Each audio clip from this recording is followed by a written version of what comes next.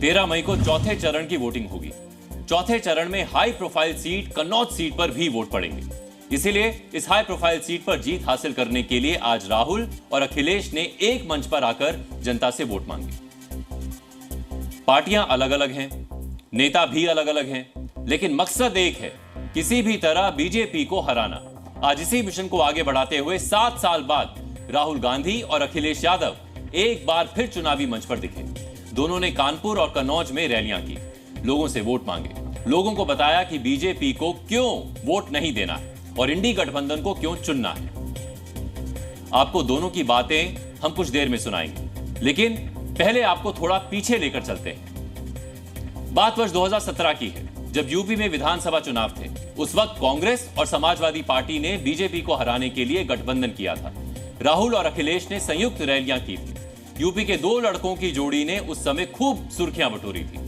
अब एक बार फिर 2 लड़कों की जोड़ी चुनावी मंच पर है। बदलाव सिर्फ इतना है कि वर्ष 2017 के विधानसभा चुनाव में दोनों ने बीजेपी को हराने के लिए वोट मांगे थे।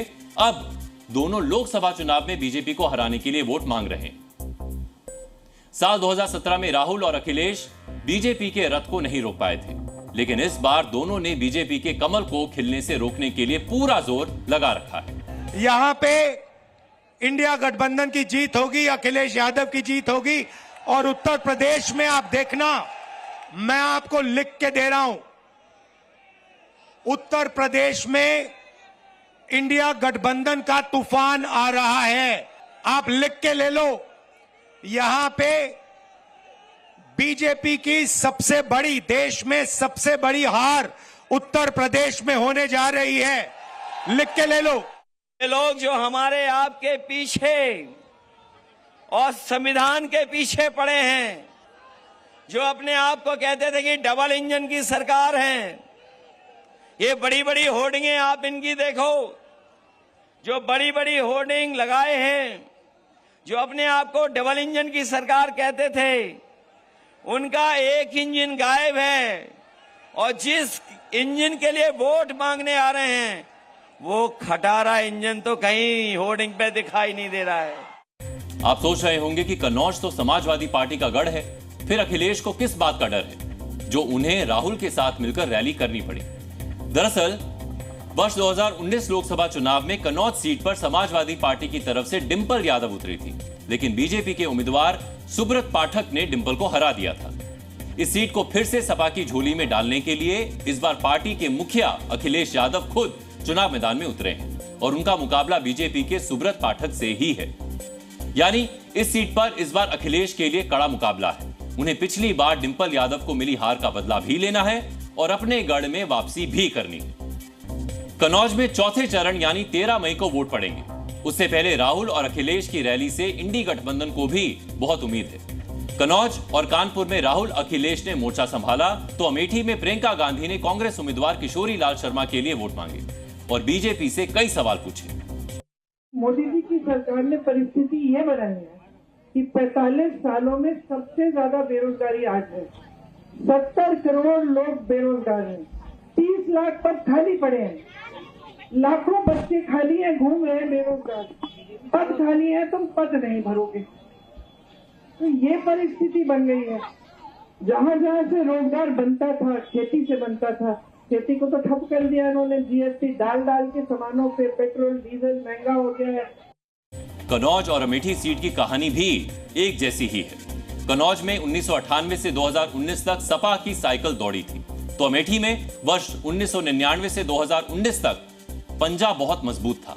लेकिन पिछले लोकसभा चुनाव में इन दोनों सीटों पर बीजेपी का कमल खिल गया। इसीलिए इन दोनों सीटों को जीतने के लिए इस बार सपा और कांग्रेस ने पूरा जोर लगा रखा है। राहुल गांधी और अखिलेश के बयान आज पूरा दिन ट्रेंड हुए। इसके अलावा भी आज कई नेताओं ने अपने बयानों से लोगों का ध्यान खींचा। इसीलिए अब आपको दिखाते हैं आज के वायरल बयानों की रील। एक तरफ कांग्रेस है जो कहती है मोदी तेरी कब्र खुल देगी, और दूसरी तरफ ये नकली शिवसेना है जो मुझे जिंदा गाड़ने की बात करती है और मुझे गाली देते हुए भी ये लोग तुष्टीकरण का पूरा ध्यान रखते हैं। हमारे मैनिफेस्टो पे क्यों अटके हुए हैं? अपना भी कोई मैनिफेस्टो होगा, अपनी भी कोई योजना होगी कि हम बेरोजगारी को कम करेंगे, हम महंगाई को कम करेंगे, हम किसानों की क्या मदद करेंगे। उसके बारे में क्यों नहीं बोलते? उनकी सनक है कांग्रेस पार्टी, मोदी जी की भी। मोदी जी है तो लोकतंत्र और संविधान पर खतरा है। ये यथार्थ है, सच्चाई। कान बंद कर करके नहीं रहना चाहिए, आंख बंद करके नहीं रहना चाहिए, आंख खोल के कान खोल करके देखना चाहिए कि भाजपा के नेता, सांसद, कैंडिडेट बार बार इस बात को कह रहे हैं 400 पार लाओ और हम संविधान को बदलेंगे। हमारा जो घोषणा पत्र है, हर महिला को 1-1 लाख रुपया उसके खाते में जमा होगा। एक लाख सभी घर की महिलाओं का है, मालूम है कि नहीं? अब जिसकी 2 पत्नी तो 2 लोग जाएगा। अब सुनने में आया कि कांग्रेस के नेताओं ने कहा कांग्रेस को अगर सत्ता मिलेगी तो कांग्रेस पार्टी राम मंदिर के निर्माण के निर्णय को पलट देगी।